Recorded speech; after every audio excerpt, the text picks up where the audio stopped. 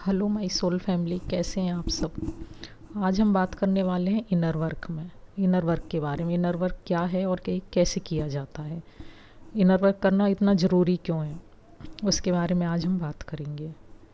जब हम किसी जर्नी में होते हैं, twin flame journey, soulmate journey या कार्मिक जर्नी, तो हमको इनर वर्क करना पड़ता है। और इनर वर्क करने के लिए ज़रूरी नहीं कि हम किसी जर्नी में ही हों। इनर वर्क तब ज़रूरी हो जाता है जब हमारी आत्मा बुरी तरह टूट जाती है। जब कोई हमें बहुत ज़्यादा दुख देता है या किसी वजह से हम बहुत ही दुख और परेशानी में होते हैं, उस समय हमें इनर वर्क करने की ज़रूरत होती है। इनर वर्क इनर वर्क उस टाइम किया जाता है जब हम किसी रिलेशनशिप में होते हैं और हमें बहुत बुरी तरह छोड़ा जाता है और हम बहुत दुख और परेशानी में आ जाते हैं। उस टाइम हम इनर वर्क करते हैं। अब इनर वर्क का एक मेन रीज़न ये भी है कि हम किसी इंसान के पीछे, जो हमारा डीएम होता है, उसके पीछे हम काफ़ी टाइम तक भागते रहते हैं, उसको चेज़ करते रहते हैं। चेज़ करते करते काफ़ी लंबा समय निकल जाता है और हमारी जो मेंटल हेल्थ है वो भी ख़राब होने लगती है। तो उस टाइम हमें उसका पीछा ना करके हमें सिर्फ अपने ऊपर ध्यान देना होता है। उसी को इनर वर्क बोलते हैं।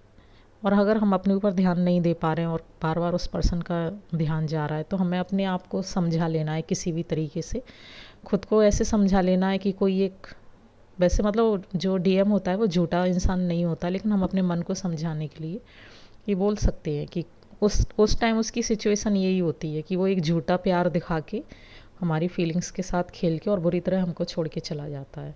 तब हम बहुत दुखी हो जाते हैं और हम उसके पीछे पीछे जाते हैं कि वो हमसे दोबारा से बात करे, लेकिन हमें उसके पीछे नहीं जाना है और ना ही हमें उससे कोई बात करनी है।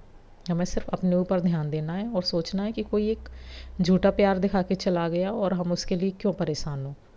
लव बबल फेज होता है जब वो लव बॉम्बिंग करके चला जाता है और बार बार सेपरेशन में आ जाता है और बार बार हम उसको कॉल मैसेज करते हैं, हम चेजर के उसमें रहते हैं। तो हमें ये चेजर वाला गेम ख़त्म करना है और बस हमें अपने ऊपर ध्यान देना है।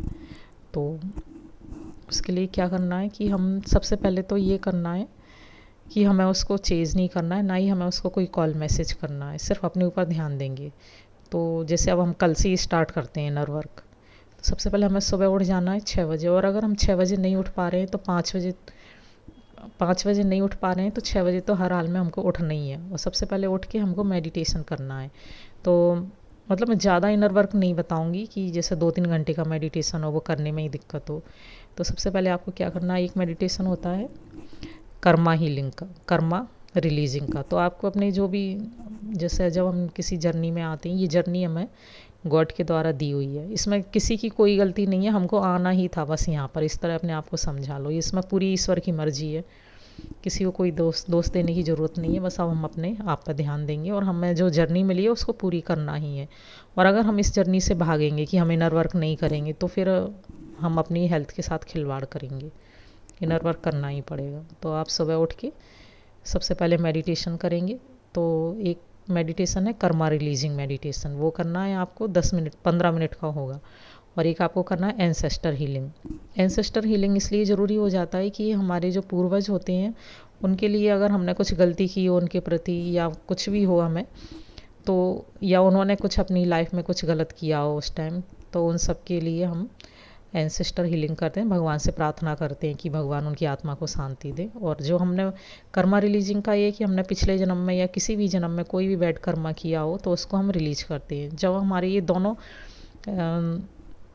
मेडिटेशन हो जाते हैं तो हमारी लाइफ अच्छी होने लगती है, क्योंकि हमारे ऊपर जो मनी ब्लॉकेज वगैरह आ जाते हैं तो वो इसी वजह से आ जाते हैं, क्योंकि हमारे जो पूर्वज होते हैं ना, उनका हमें आशीर्वाद नहीं मिलता। तो वो आशीर्वाद मिलने लगता है तो हमारे मनी ब्लॉकेज भी ख़त्म होने लगते हैं।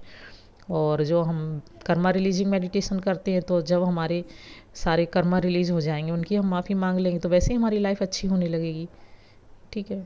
और एक होता है पर्पल फ्लेम मेडिटेशन, वो करना है आपको। और एक महिषासुर मर्दनी है माता का, वो आप सुन लिया करें। वो उस टाइम सुन लिया करें जब आप नाश्ता वास्ता कर रहे हैं या कुछ काम कर रहे हैं, तो वो लगा दिया करें। इस तरीके से आप पूरा ध्यान अपने ऊपर ही देंगे। और मैं एक अलग से वीडियो बनाऊंगी जिसमें पर्पल फ्लेम मेडिटेशन कैसे करते हैं, कर्मा रिलीजिंग कैसे करते हैं मेडिटेशन, और एंसेस्टर हीलिंग कैसे होती है, इन सब का ध्यान देना है। मतलब ये सब मैं मेडिटेशन बताऊंगी।